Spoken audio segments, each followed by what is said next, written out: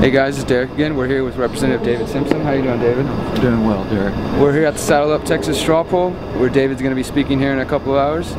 Just tell everybody a little bit about yourself, sir. I'm David Simpson. I'm a first-term state rep from Longview.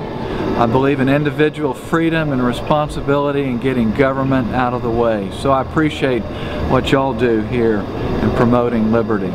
Definitely. So he's running for re-election again this coming year. We've got a lot of hot issues coming up. We know that in the past year you supported and you sponsored the TSA bill, which was unfortunately killed here in Texas. It passed both Senate and the House and was on the way to eliminating the TSA from Texas, and then we ran into some problems. Maybe some more information on what happened with that bill? Well, there was overwhelming support by the people. The governor's office received over 10,000 phone calls, 5,000 to the lieutenant governor's office. It had tremendous grassroots support, and the bill ultimately failed to be enacted because in the last minutes the leadership of our state really caved to the Department of Justice's inaccurate, intimidating letter that they were going to make Texas a no-fly zone. And it was full of inaccuracies, and it just wasn't true. We weren't stopping all searches. We were just saying that you had to have a reason to go to third base. You couldn't be treated as a criminal to access public transportation or enter in a public building.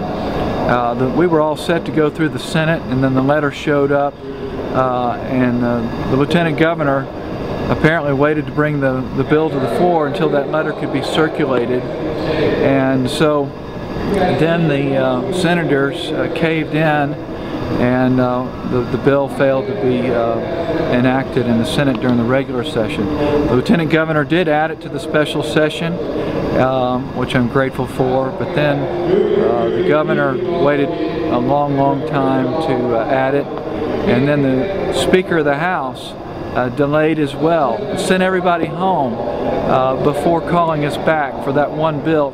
In fact, some of the leadership in the House were told they didn't need to come back. And so I believe it was probably orchestrated, and people gave in and cowardice and didn't stand up truly for individual dignity and freedom of travel. That's what the Declaration is all about. That's what government is supposed to do. It's not to reallocate our capital. It is to protect individuals freely working together, to protect their pursuit of happiness. Only time it really should get involved is when you harm your neighbor or defending us from our enemies.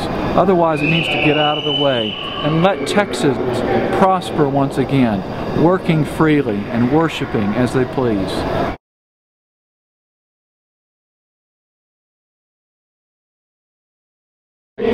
Was just signed by President Obama. There is a provision in there that allows for indefinite detention of American citizens. It says, the president can waive this. Your thoughts on that, the constitutionality of that, and what that implies to where this country is headed? The bill was worded in a very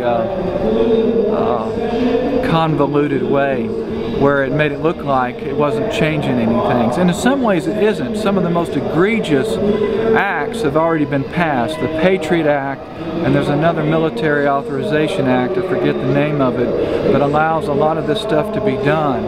But the NDAA is a violation of our Bill of Rights, and allowing people to be detained, American citizens, by the military is unrighteous, it's immoral, it's unconstitutional, and that should be repealed. And I'm thankful for Congressman Justin Amash and Ron Paul and Senator DeMint, who stood against that bill despite the deliberately confusing language.